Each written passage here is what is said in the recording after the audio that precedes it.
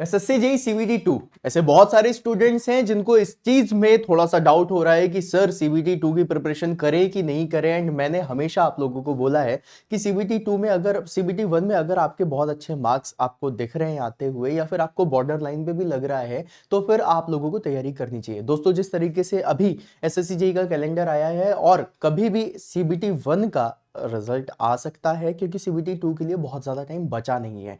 अगर सीबीटी 2 के लिए बहुत सारा टाइम नहीं बचा है then this is very important कि आप लोग इसकी तैयारी शुरू कर दें।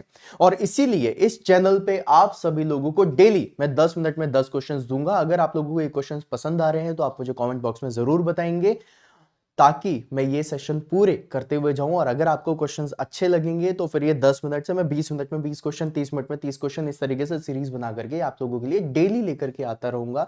तो गाइस डेली आप लोग इस चीज में बिल्कुल सज्ज हो जाइए कि भाई आपको डेली शाम को 5 बजे सीबीटी 2 के लिए यहाँ पे क्वेश्चंस मिलेंगे, इसकी पीडीएफ भी मिलेगी, सब कुछ मिलेगी, सब बता दूंगा। तो चलिए शुरुआत करते हैं एसएससी जेईई सीबीटी 2 का 10 मिनट 10 क्वेश्चंस डे 1। ठीक है, डेली 5 बजे शाम को क्लास होगी। चैनल सब्सक्राइब नहीं किया है तो कर लो ताकि डेली आपको क्लास मिल सके। ठीक है, चलिए सबसे पहला क्वेश्चन आपकी स्क्रीन पर ये रहा। अब देखो क्वेश्चन क्या कह रहा है, क्वेश्चन को पढ़ेंगे और उसको फटाफट से आंसर देने की कोशिश करेंगे। कुछ सिंपल क्वेश्चन से शुरुआत करेंगे फिर टफ में जाएंगे। कह रहे हैं ना ductile material under multi axial loading. देखो भाई यूनि एक्सियल बाई एक्सियल नहीं है, मल्टी एक्सियल लोडिंग है। Yielding begins when. अब देखो गाइस यहां पर इन्होंने डक्टाइल मटेरियल बोल दिया और फिर उसके बाद इन्होंने बता दिया मल्टी एक्सियल लोडिंग है, मतलब तीनों एक्सेस या फिर दो एक्सेस में मिनिमम तो मिनिमम 2 एक्सेस या 3 एक्सेस पर लग रहा होगा लोड। ठीक है, यील्डिंग कब होगी? यील्डिंग कहने का मतलब क्या होता है? यील्डिंग कहने का मतलब होता है जिस समय आप लोगों का जो इलास्टिसिटी और प्लास्टिसिटी में कन्वर्ट हो रहा हो। ठीक है, कब होगा? Maximum principal stress reaches yield stress, बिल्कुल गलत है, ये हो नहीं सकता। फिर उसके बाद कह रहा है shear strain energy per unit volume reaches a critical value, ये भी गलत है, ये भी नहीं हो सकता। फिर कह रहा है distortion energy equals at that yield in the simple tension, ये एक पॉइंट के लिए लग रहा है। तीसरा डी ऑप्शन देख लेते हैं, normal strain energy equals that of the yield, ये भी गलत है। देखो गाइस अब डिस्टॉर्शन एनर्जी क्यों बोला? क्योंकि मल्टी एक्सियल है, राइट? यहां पर प्रिंसिपल स्ट्रेस के बारे में बात कर रहा है, यील्ड स्ट्रेस पे पहुंचेगा। ये हम मल्टी स्ट्रेस मतलब मल्टी एक्सियल स्ट्रेस लोडिंग पे नहीं देख सकते। शियर स्ट्रेन एनर्जी मतलब ये सिर्फ शियर स्ट्रेस की बात कर रहा है, लेकिन डिस्टॉर्शन आपका तभी आएगा जब आप मल्टी एक्सियल लोडिंग करोगे। तो डिस्टॉर्शन एनर्जी जो होगी वो यील्ड के पास आएगी कब? जब तुम सिंपली टेंशन कर रहे होगे मल्टी एक्सियल पे। इसका correct answer option number C होगा। अगला क्वेश्चन आप लोगों से कह रहा है that in a thin cylinder under internal pressure, thin cylinder है, internal pressure लग रहा है, longitudinal stress is smaller than the hoop stress because। Guys अब सिंपल सी बात है, इस चीज को समझिएगा। अगर मैं हुप स्ट्रेस के बारे में बात करूं सिग्मा एच की, तो ये क्या हो जाता है? पी डी बाई 2टी, राइट? ये आप सभी लोगों को पता होगा, नहीं पता है तो याद रखिएगा। और जो सिग्मा एल है लॉन्गिट्यूडनल स्ट्रेस, ये क्या होता है? पी डी बाई 4टी। हमें पता है कि भाई सिग्मा लॉन्गिट्यूडनल मतलब सिग्मा एल के बारे में अगर मैं बात करूं तो लॉन्गिट्यूडनल स्ट्रेस आपका हुप स्ट्रेस से कम होता है। ऐसा क्यों होता है इसके बारे में पूछा है। तो गाइस यहां पर लिखा हुआ है, मतलब पहले तो आप देख लो कि जो हुप स्ट्रेस है that is twice of this longitudinal stress. Internal pressure acts only in the one direction, इसे काट देना, गलत आंसर है। कह रहे internal pressure produces twice the hoop force than longitudinal force। ये हमें फॉर्मूले से भी दिख रहा है और हमें इसमें लॉजिक भी दिख रहा है। इसका answer option number be absolutely correct होगा। अगला क्वेश्चन देखिए, कह रहा है structure is statically determinate if. देखो गाइस दो तरीके के स्ट्रक्चर आपको देखने के लिए मिलेंगे, एक होगा डिटरमिनेट स्ट्रक्चर, एक होगा इनडिटरमिनेट स्ट्रक्चर। आप इसको कैसे समझोगे इसमें आप सभी लोगों को बताऊंगा। जब भी कभी ये बोल रहा है स्टैटिकली डिटरमिनेट, स्टैटिकली डिटरमिनेट कहने का मतलब ये होता है कि आप लोगों के जो सपोर्ट रिएक्शंस हैं that is sufficient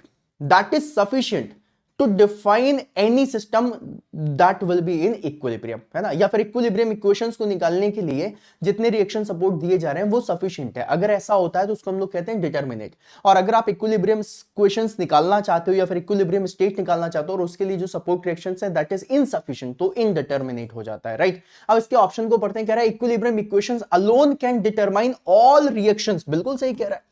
equilibrium equations हमने बनाई है वो कैन डिटरमाइन ऑल रिएक्शंस। भाई साहब सिंपल सी बात है कि हमारा यहां पर डिटरमिनेसी फील हो रही है, तो इसका आंसर ऑप्शन नंबर ए होगा। Option number B C D गलत होगा, पढ़ना है पढ़ लो।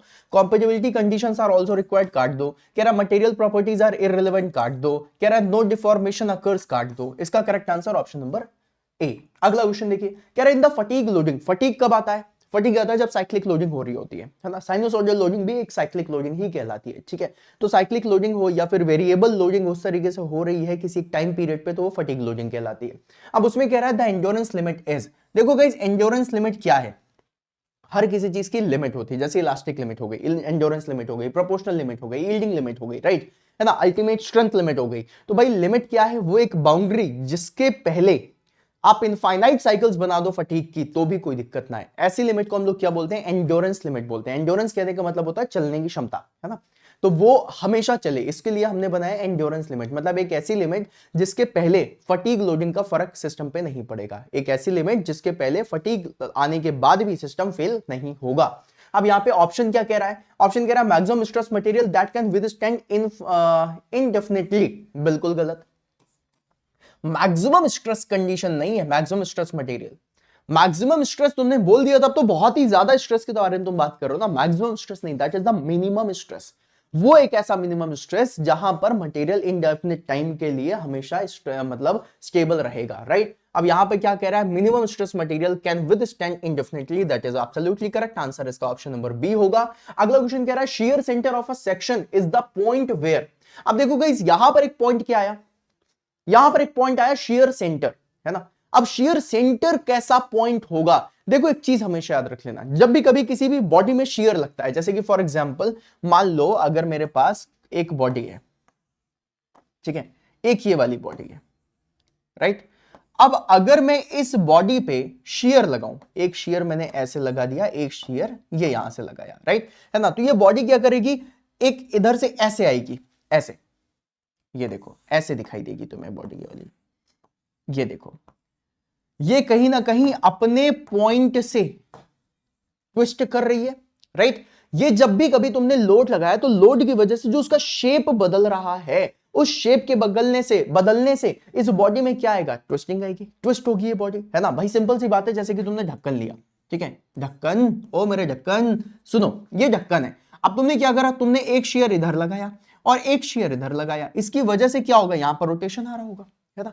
तो ये जो तुमने शेयर लगाई, शेयर की वजह से ट्विस्ट हो रही है ना, तो एक ऐसा पॉइंट जहां पर आप लोग शेयर फोर्स लगाने के बाद भी कोई ट्विस्टिंग ना देख पाओ, उसको हम लोग शेयर सेंटर बोलते हैं मेरे लाल। तो यहां पर शेयर सेंटर क्या है, शेयर सेंटर एक ऐसा पॉइंट है जहां पर शेयर फोर्स हम लगाएं और उसकी वजह से भी हमें ट्विस्टिंग ना देखने के लिए मिले। तो कह रहा है शेयर स्ट्रेस इज मैक्सिमम, बिल्कुल गलत। कह रहा है shear forces produces no twisting, that is absolutely correct. Bending moment is zero, काट देना, शेयर फोर्स इज जीरो, काट देना। इसका करेक्ट आंसर क्या हो जाएगा, जहां पर ट्विस्टिंग नहीं हो। शेयर सेंटर पे शेयर जीरो नहीं होता है, इसको याद रखिएगा। आप लोगों में से बहुत सारे लोग इसमें डाउट में रहते हैं कि क्या सर इसमें शेयर स्ट्रेस जीरो होगा, बिल्कुल भी नहीं, शेयर स्ट्रेस जीरो नहीं होता, वहां पर ट्विस्टिंग जीरो हो जाती है। There is a difference between shear stress का जीरो होना और ट्विस्टिंग का जीरो होना। Shear force will be there, shear force produce होगा वहां पर, लेकिन उसकी वजह से कोई भी ट्विस्टिंग नहीं आएगी। That point is known as shear centre, ठीक है। चलो अगला क्वेश्चन देखिए, कह रहा है that the ratio of the actual mass of the air to the theoretical mass of IC engine cylinder is, ओहो,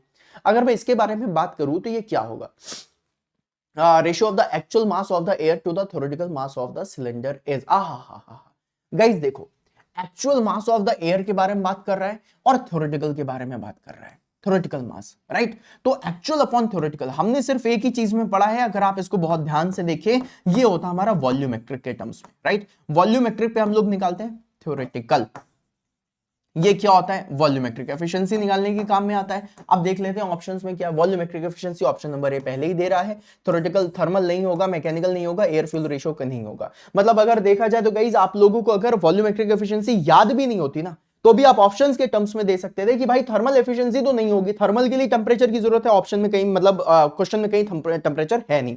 फिर उसके बाद मैकेनिकल एफिशिएंसी, मैकेनिकल एफिशिएंसी के लिए आप लोगों को कहीं ना कहीं फोर्सेस की जरूरत है, जहां पर फोर्स की बात ही नहीं हो रही, सिर्फ मास की बात हो रही है, तो मतलब मैकेनिकल भी नहीं होगा। Air fuel ratio, air fuel ratio के लिए यहां पर आप लोगों को किसकी जरूरत है, एयर की भी जरूरत है, फ्यूल की भी जरूरत है, लेकिन यहां पर सिर्फ मास ऑफ एयर और थ्योरेटिकल मास ऑफ एयर के बारे में बात करी जा रही है, मतलब सिर्फ एयर एयर है, फ्यूल तो है ही नहीं, तो मतलब बी सी डी तो हो नहीं सकता, आंसर इसका ऑप्शन नंबर ए होगा। अगला क्वेश्चन कह रहा है that the main cause of deviation from ideal gas law at high temperature is, वाह वाह वाह वाह, बहुत बढ़िया क्वेश्चन है गाइस। देखो कह रहा है कि जो आपका मेन कॉज है आइडियल गैस लॉ के डेविएशन से एट अ हाई प्रेशर, वो क्या होगा।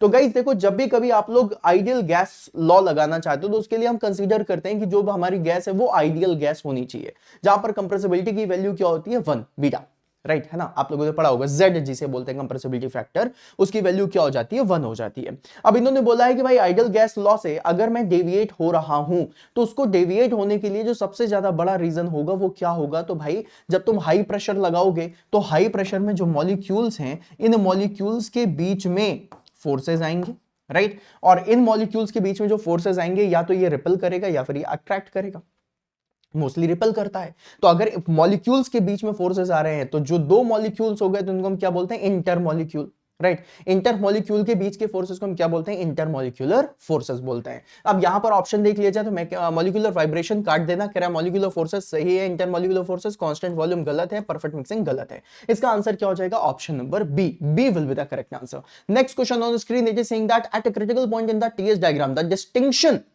Okay between liquid and vapour is critical point पे क्या एक ये सैचुरेशन कर्व है, इस सैचुरेशन कर्व पे ये पॉइंट है जिसे हम बोलते हैं क्रिटिकल पॉइंट। इस पॉइंट पे आपका लिक्विड डायरेक्टली फ्लैश हो जाता है वेपर पे, यहां पे सेंसिबल हीट सबसे तगड़ा होता है ना, लेटेंट हीट की वैल्यू 0 हो जाती है। अब क्रिटिकल पॉइंट के बारे में अगर मैं बात करूं तो यहां पर लिक्विड डायरेक्टली फ्लैश हो जाता है वेपर पे, तो क्या मैं इस पॉइंट पे लिक्विड और वेपर के बीच में डिस्टिंक्शन मतलब कोई भी डिफरेंस क्रिएट कर सकता हूं, नहीं कर सकता। मतलब यहां पर जो डिस्टिंक्शन है, यहां पर जो डिफरेंस है लिक्विड और वेपर के बीच में, वो क्या हो जाएगा खत्म हो जाएगा, वैनिश हो जाएगा, तिलंडी में चला जाएगा, वैनिशेस, राइट। ऑप्शन देखते हैं, बिकम्स मैक्सिमम काट दो, बिकम 0 होता तो सही था, वैनिशेस ऑप्शन नंबर बी सही है, प्योरली थर्मल काट दो, डिपेंड्स ऑन प्रेशर काट दो, इसका आंसर ऑप्शन नंबर बी होगा। अगला क्वेश्चन क्या कह रहा है, कह रहा है in casting process top gating is preferred over bottom gating because. Guys देखो यहां पर एक बात समझिएगा, जब हम बॉटम गेटिंग सिस्टम का यूज करते हैं तो बेसिकली क्या है, ये हमारी कैविटी है, राइट। अब इस कैविटी में अगर आप यहां से मटेरियल को फिल कर रहे हो तो यहां से मटेरियल को फिल करने में क्या होगा, मटेरियल आएगा, थोड़ा सा स्प्लैशिंग वगैरह देखने के लिए मिलेंगी, ये सारी प्रॉब्लम्स होती हैं जिसे हम कहते हैं टॉप गेटिंग में स्प्लैशिंग की प्रॉब्लम आती है। अगर आप इस प्रॉब्लम को सॉल्व कर लो तो ये सबसे बढ़िया होती है, क्यों, बहुत जल्दी आप मटेरियल को फिल कर सकते हो। लेकिन अगर हम बॉटम गेटिंग सिस्टम के बारे में बात करें तो बॉटम गेटिंग सिस्टम यहां से होता है, यहां से मटेरियल आ रहा है, अब मटेरियल आते आते थोड़ा सा सॉलिडिफाई भी होने लग जाता है, तो यहां से हमें ताकत भी ज्यादा लगती है और टाइम भी ज्यादा लगता है। तो मतलब ये जो बॉटम गेटिंग सिस्टम है सब कुछ बढ़िया, स्प्लैशिंग भी नहीं होगी, सब कुछ बहुत बढ़िया होगा, लेकिन ये टाइम टेकिंग प्रोसेस होती है, ये टाइम टेकिंग प्रोसेस नहीं होती। ऑप्शन पढ़ते हैं, इन्होंने पूछा है top getting system is preferred, मतलब हम टॉप गेटिंग का क्यों यूज कर रहे हैं, सिर्फ और सिर्फ समय बचाने के लिए कर रहे होंगे और कोई रीजन इसका नहीं है, राइट। अब can not be used for filling cavities with loose sand, काट देना। कह रहा है टू अवॉइड सैंड इरोजन, काट देना। ये सारी चीजें बॉटम गेटिंग के लिए। पोरिंग टाइम इज लेसर, बिल्कुल सही है, इसका आंसर क्या हो जाएगा option number C. Last but not the least question कह रहा है that a hydraulic press has the ram of 10 centimetre diameter and plunger is 99 mm. It is used for lifting the weight of 0.3 kilonewton. Find the force required in the plunger. अब देखो guys, इस question को देख करके लग रहा होगा कि मुझे तो भाई साहब फटाफट से इस क्वेश्चन को क्या करना है, न्यूमेरिकल के तरीके से सॉल्व करना है, कैलकुलेटर दिया होगा तुम कैलकुलेटर में जाओगे, लेकिन थोड़ा सा इस क्वेश्चन को बारीकी से देखो। यहां पे लिखा हुआ 10 सेंटीमीटर डायमीटर रैम का है और 99 mm डायमीटर है प्लंजर का। 99 mm मतलब 9.9 सेंटीमीटर, मतलब नियर बाय 10 सेंटीमीटर का यहां पर प्लंजर भी है। अगर रैम और प्लंजर दोनों का जो डायमीटर है वो सेम है तो क्या लोड में कोई डिफरेंस आएगा, नहीं आएगा। तो मतलब अगर हम 3 किलो न्यूटन का लोड ले रहे हैं तो हम 3 किलो न्यूटन ही लिफ्ट कर पा रहे होंगे।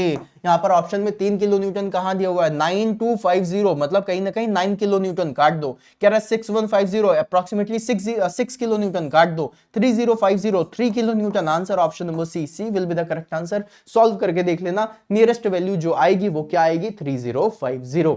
So this was the numerical जिसको बिना कैलकुलेट करे सॉल्व किया जा सकता है, ठीक है। तो गाइज ये थे आज के 10 क्वेश्चन, आई बिलीव आपको अच्छे लगे होंगे। अगर आप लोगों को चीजें अच्छी लग रही हैं और आप लोगों को क्वेश्चंस पसंद आ रहे हैं तो गाइज आई विल से कि आप लोग एक बार एग्जाम ऑन एजुकेशन का एप्लीकेशन जरूर डाउनलोड करिएगा। यहाँ पर हमारी CBT2 के बैचेस भी चल रहे हैं, क्लासेस भी चल रही हैं, आप मास्टर बैच में भी इनरोल कर सकते हैं। तो बढ़िया तरीके से तैयारी करना शुरू कर दीजिए। अगर ये सेशन अच्छा लगा हो, अगर थोड़ा सा भी आपका कॉन्सेप्ट बिल्डअप हुआ हो तो कमेंट बॉक्स में कमेंट जरूर करना, और अगर ऐसे ही सेशन चाहिए तो मुझे कमेंट बॉक्स में गुलाबी दिल जरूर छोड़ना, सेशन को लाइक कर देना। और डेली शाम को 5 बजे मैं तुम लोगों के लिए इसी तरीके का सेशन लेकर के आता रहूंगा। तो मेरे भाई देरी मत करो, चैनल सब्सक्राइब कर लो और बढ़िया तरीके से आप तैयारी में लग जाओ, ठीक है। और डेली अब से जितना जितना ज्यादा से ज्यादा होगा अपन सीबीटी 2 को भी कैटर करते हुए जाएंगे। डेली रात को 8:30 बजे आपकी क्लास चल रही है लाइव, और ये आपको मिल जाएगी क्लास वीडियो सेक्शन में। तो डेली शाम को 5 बजे इसमें जाना, चैनल को सब्सक्राइब कर लो, बहुत सारा कंटेंट भर भर के आने वाला है।